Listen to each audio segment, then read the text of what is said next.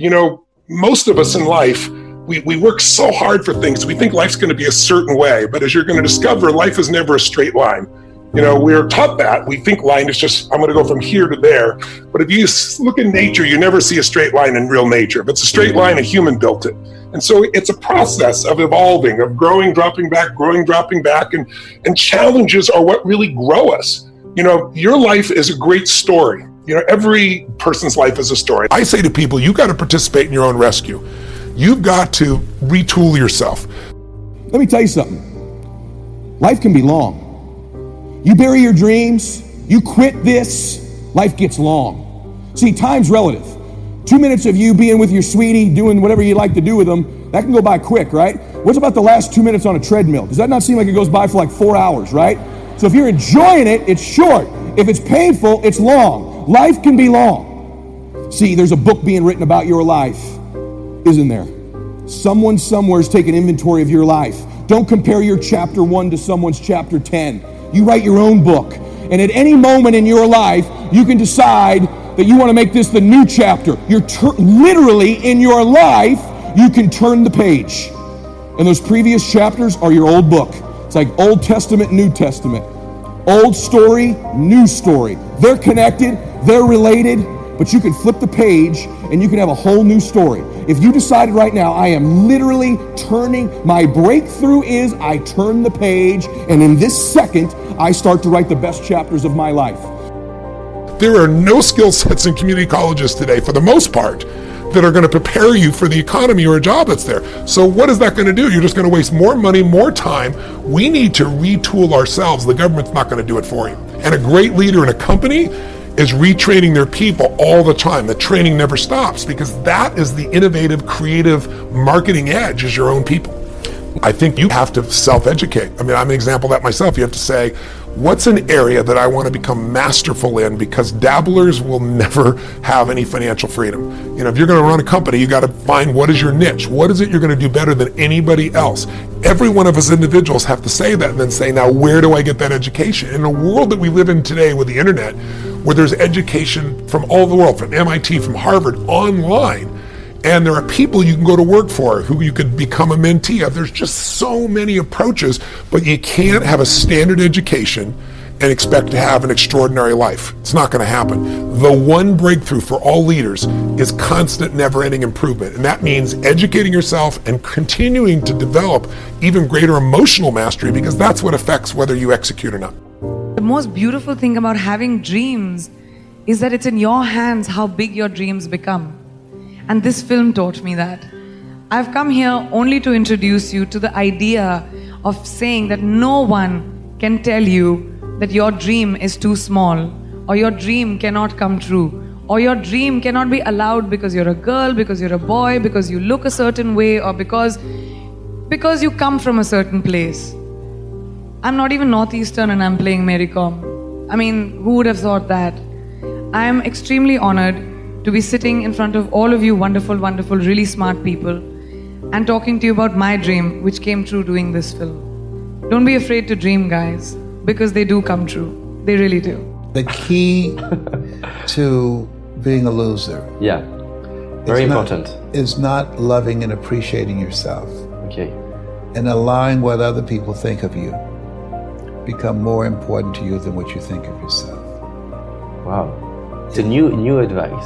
That we were born to do something. You're here to do a work. The two most important moments in our lives, it's been said, the day that we're born and the day that we realize why we were born. And if you don't know, if you want to live a life of misery, don't try and find out. But if you want to live a life that has meaning and value and a sense of direction, spend as much time as you possibly can to answer the question, why am I here? And not so you wonder yourself a lot of time. Yes, and don't ask what is the meaning of life. Ask what is the meaning of my life? What am I supposed to do? What is this work that I was chosen, that God saw something in you, that you were chosen, 1 out of 400 million sperm. He saw something in David.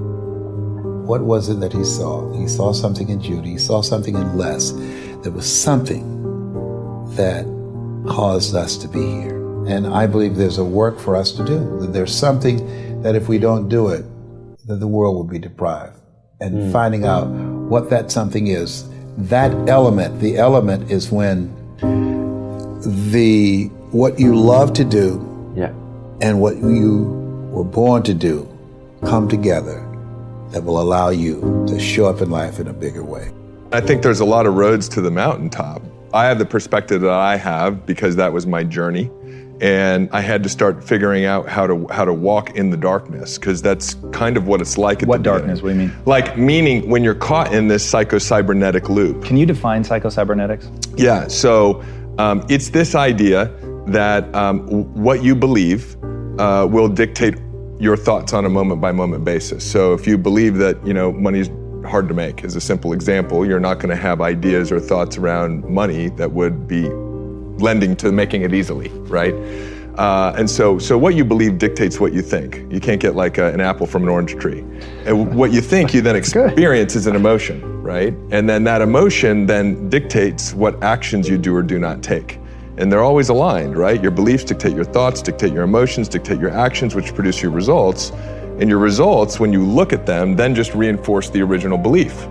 And so we're caught in that construct, right? But the linchpin is the belief system. So the question is, how do I actually change what I believe? If my beliefs really do dictate my destiny, right? Which is, I'm not the only person suggesting that.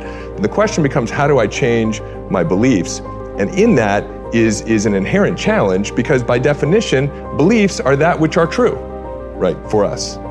And so then the question is, how do we break out of this? My way of breaking out of it was at one point to understand, and I'll start to kind of walk you through the structure of it, to understand that there were only two states of emotional beingness that I could be in at any given point in time. I would either be in a powerful state of being, states like joy, curiosity, excitement, calm, peace, passion, or I would be in a primal state of being, boredom, anger, frustration, some form of fear. I'm always in one of those two states, and I'm never in two states at one time. Those map beautifully to the sympathetic nervous system and the parasympathetic nervous system, right? So at any moment, we're either in fight or flight or we're in rest and relaxation. Through my journey, what I realized was the only cause of that switch to be flipped was my own thinking. The meaning that I was giving the experience. The experience itself wasn't dictating whether I was in a primal state or a powerful state, whether I was in sympathetic fight or flight or parasympathetic rest and restoration or relaxation. It was the meaning I was giving the experience. And so that meant that all of my personal suffering was within my own control. I needed to start controlling the meaning I was giving the experiences of life. Tell people your concept of the paddle. Well, there's a paddle for everybody's ass. We all know that. And every day you just get up, and I don't fear anything, but I worry about everything. And the day you stop worrying in good times, the paddle will get your behind. And so as great as things are in life, I know you're only a few steps or a few incidents away from something bad happening. You can never forget it. Did you have fear as a kid? And you just got into enough business scuffles that you figured your way through things, or have you always been fearless? I'm pretty fearless, but I do worry about everything. But, once again, the book, and this is why Harper's asked me to write the book, because of all my Tillmanisms, you got to know what you know and what you don't know. And I knew that I understood business. Now, don't ask me to, go win an Emmy. I took guitar lessons for 4 years, and I still struggle playing a guitar.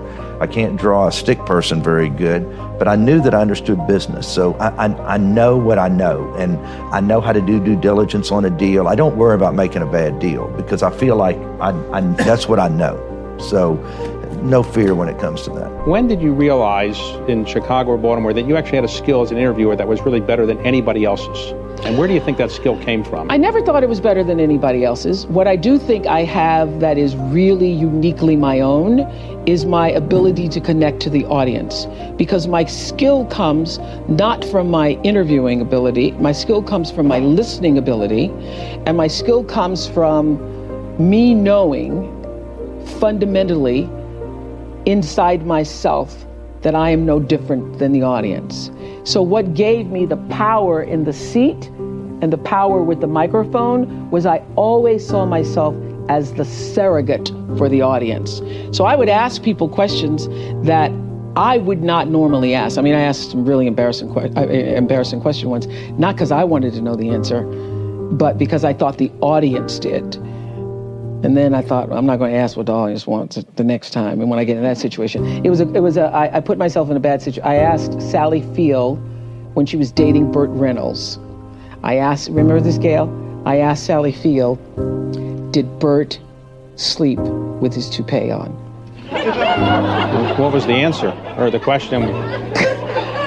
And I would never do that today.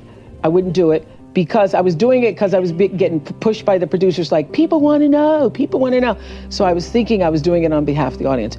She shut down, and I could see that it embarrassed her, and I never got another thing from her. So I thought, okay, that was wrong. I learned from that.